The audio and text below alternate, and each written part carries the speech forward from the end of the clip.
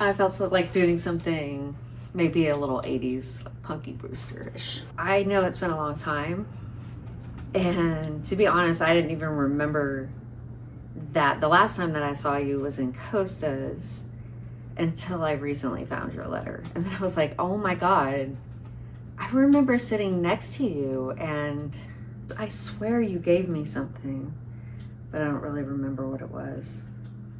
Maybe it was just a piece of advice, I don't know. But yeah, I totally forgot about that. I'm sure it was tragic. I'm sure after that, he caused a big fight to distract from what you were trying to tell me.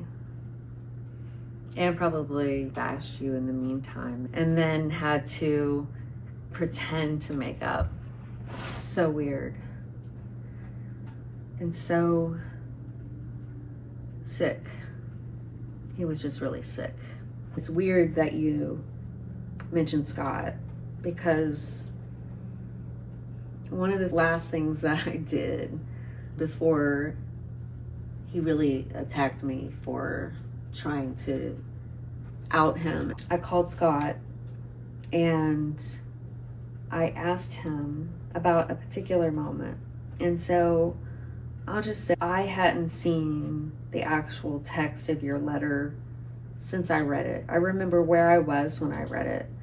I remember the whole scenario. It is just burned into my brain. And I think because it was such an important piece. So anyway, a little more formally, I'm Tori, child of the 80s. Still a child though in the 90s. Barely not a child when approached by Dr. Fembo. He liked to call himself a femboy, so that works also.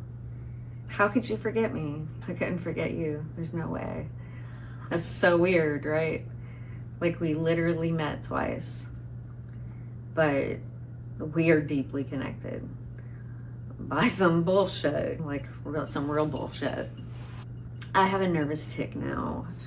It started happening when I was like forced to move back in with him after I tried to escape with my kids in 2014.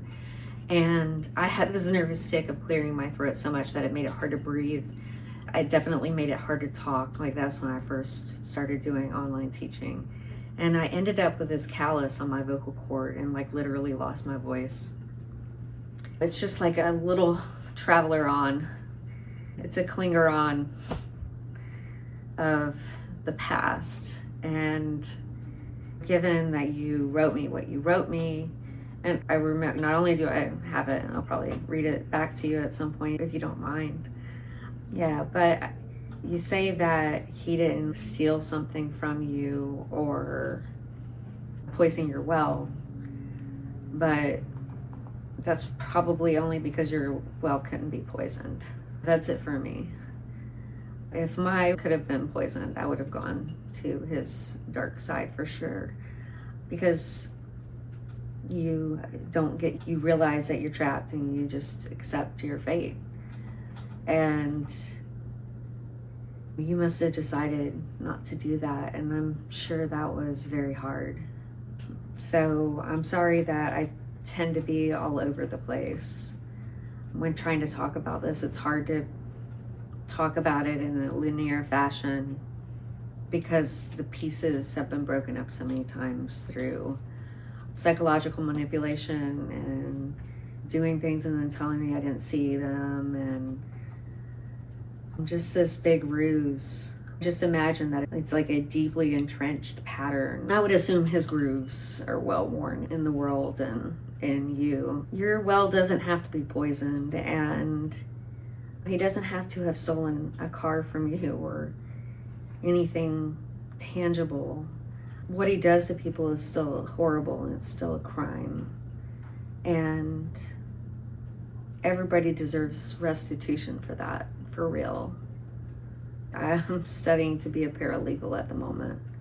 I am taking him to the appellate court for basically denying my First Amendment right denying me medical care and spreading lies that get my ADA called into question. I've had stage 3 cancer. I can imagine that he said, I haven't committed any crimes.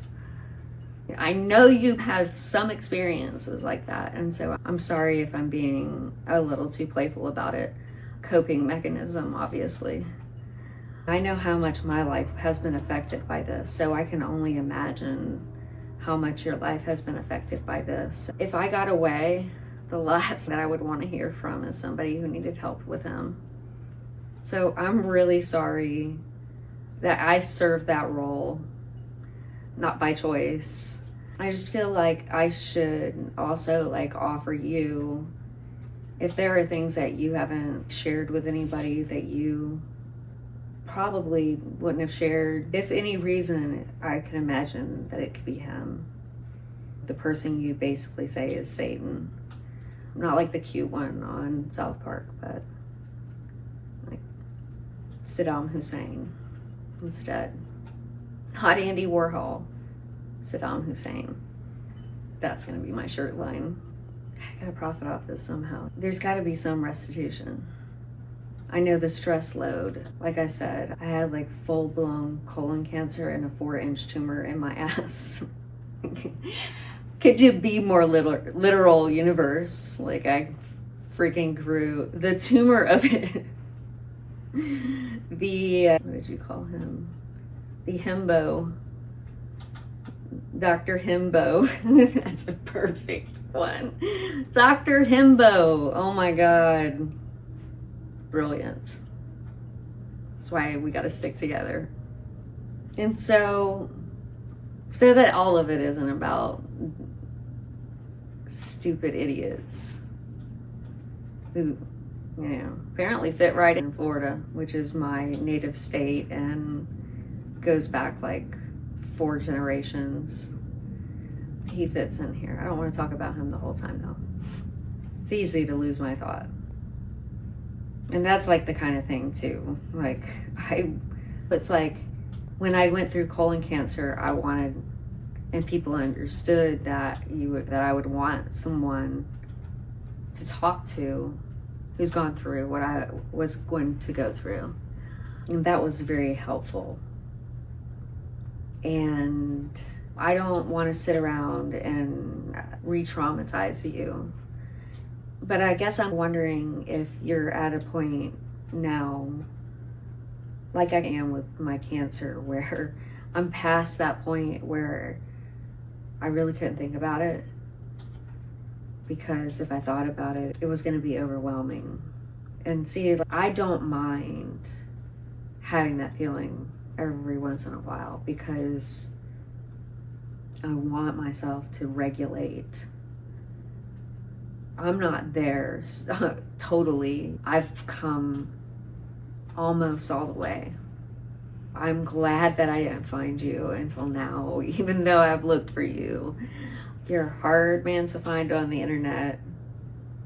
I had to literally mail the piece of mail to you. And you don't even know, like I came to your previous address, I came to your former house and knocked on a former apartment door.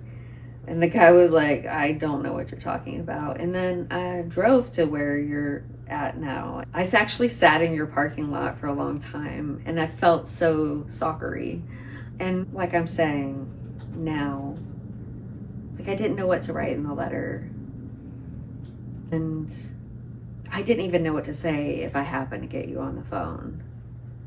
But I knew I could handle, and I know myself well enough to know that I can convey a lot of room for care, as I have cared for children my whole life. And I was raised in a family caring about each other mattered. And to be honest, it sounds like there was some of that for you. And I hope that your life was good. And I'd love to have your friendship, and even if you're like not at the point where you want to talk about that kind of stuff, I can respect that. If you at some point thought that you might find the healing to talk with me about some of those things in life, not that I'm making that conditional. I'm just like that now that I've had to deal with someone psycho.